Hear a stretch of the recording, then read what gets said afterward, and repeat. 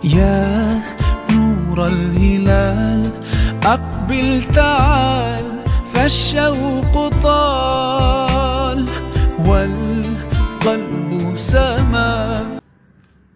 Assalamualaikum warahmatullahi wabarakatuh. Alhamdulillahirabbil alamin.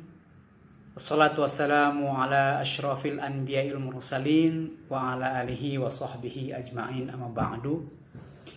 Segala puji bagi Allah Tuhan semesta alam yang telah memberikan kita kesehatan, kekuatan untuk menjalani ibadah puasa di bulan suci Ramadan ini. Alhamdulillah, pada hari ini kita sudah memasuki hari yang ketiga di bulan puasa Ramadan. Semoga Allah terus memberikan kekuatan, kemudahan, kelancaran dalam menjalankan ibadah puasa sampai dengan 30 hari ke depan. Salawat serta salam tidak lupa curahkan kepada baginda Nabi Muhammad SAW. Semoga tercurah pula kepada keluarganya, sahabatnya, hingga pengikutnya sampai yaumil akhir. Amin ya rabbal alamin. Dewan Guru SMP Islam Pariskian yang saya hormati, dan tentunya siswa-siswi SMP Islam Pariskian yang Mister banggakan. Alhamdulillah, pada kesempatan kali ini Mister diberi kesempatan untuk memberikan kultim singkat tentang beberapa orang yang tidak diwajibkan atau tidak diperbolehkan untuk berpuasa. Orang-orang yang tidak diwajibkan atau orang-orang yang tidak diperbolehkan untuk puasa, yang pertama adalah anak kecil. Anak kecil yang belum balik tidak diwajibkan untuk berpuasa. Tapi jika dia sudah balik, maka dia wajib untuk berpuasa. Akan tetapi, anak kecil yang sudah berusia 7 tahun, orang tuanya wajib untuk mengajarinya berpuasa. Sedikit-sedikit. Mungkin nanti di azan zuhur dia berbuka, nanti berpuasa lagi. Azan asar, bahkan kalau bisa sampai azan maghrib, dia berpuasa. Maghrib dia berbuka. Seperti itu. Jadi dilatih semenjak kecil lebih baik. Yang kedua, orang yang tidak diwajibkan berpuasa adalah orang gila. Orang gila yang tidak mempunyai akal sehatnya terganggu, maka ia tidak wajib untuk berpuasa dan tidak dosa. Nah, selanjutnya, yang ketiga, orang yang tidak diwajibkan berpuasa adalah orang yang sakit. Ya, orang yang sakit secara medis, secara pemeriksaan dokter, ya, secara pemeriksaan oleh ahlinya yaitu dokter. Jika ia jika ia sakit, maka ia tidak diwajibkan atau boleh ya untuk dia berpuasa. Gitu. Akan tapi sakitnya yang benar-benar parah, yang benar-benar payah. Jika yang ukurannya, jika dia sakit maka penyakitnya akan semakin parah. Nah, itu tidak diwajibkan untuk berpuasa. Nah, akan tapi apabila ada seseorang yang berkata kepada kita, kamu itu sakit, kamu tidak boleh berpuasa, tapi dia bukan dokter, bukan ahlinya, maka jangan dipercayai. Ya, intinya adalah orang yang sakit, yang sakitnya kalau seandainya kita berpuasa, penyakit kita semakin parah, maka boleh untuk dia berpuasa. Yang selanjutnya, orang yang tidak boleh berpuasa yaitu adalah orang yang sudah tua, sudah uzur. Ya, gitu.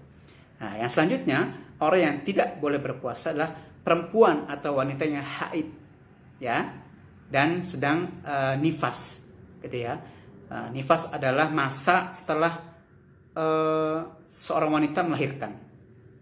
Pada umumnya, biasanya darah nifas itu keluar 40 hari, ya. Nah, jadi apabila seorang wanita atau seorang perempuan sudah selesai, ya, dari haidnya atau dari masa nifasnya sudah bersih, maka dia diwajibkan untuk berpuasa atau boleh diperbolehkan untuk berpuasa kembali.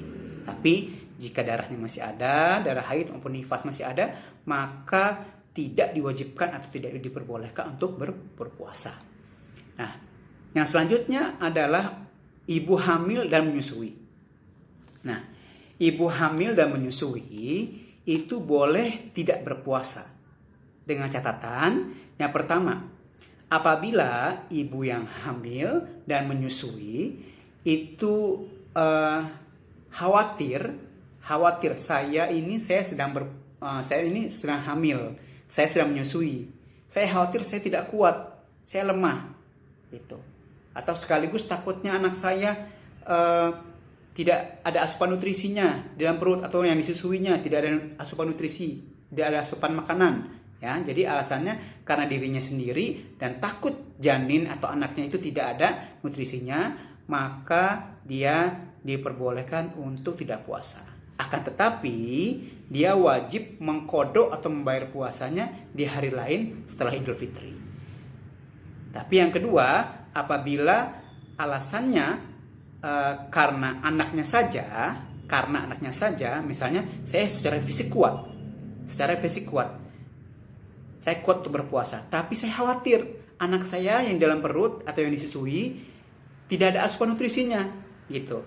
Nah, maka ini kifaratnya yaitu yang pertama nanti setelah Idul Fitri dia mengkodok puasanya lalu membayar fidyah, ya, membayar fidyah, memberikan makan fakir miskin atau orang miskin itu sebanyak hari yang ditinggalkan. Misalnya kita ibu hamil atau menyusui meninggalkan hari untuk tidak berpuasanya itu misalnya 10 hari atau 30 hari. Nah, maka dia membayar fidyah, mengkodok puasa, lalu membayar fidyah, memberikan fakir miskin, ya, memberi makan fakir miskin selama 30 hari sebanyak puasa yang ditinggalkan itu 30 harinya, gitu. 30 hari. Hitungannya ya hitungan kita. Itu misalnya kita makan satu hari itu 50.000. Nah, maka kita memberikan fidyah untuk fakir miskin itu satu harinya ya 50.000. Itu sesuai dengan apa yang kita makan setiap harinya, gitu. Nah, yang selanjutnya itu yang terakhir adalah orang yang tidak boleh berpuasa adalah orang yang berpergian jauh. Ingat, berpergian jauh, ya. Nah, jauhnya itu kurang lebih batas jarak seseorang dapat dapat mengqashar dan menjamak sholat, yaitu kurang lebih 89 sampai 90 km. Nah, itu boleh membatalkan puasa atau tidak boleh berpuasa, nggak apa.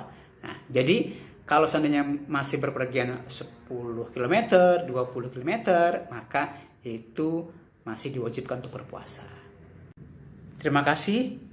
Sekian kultim singkat dari Mister.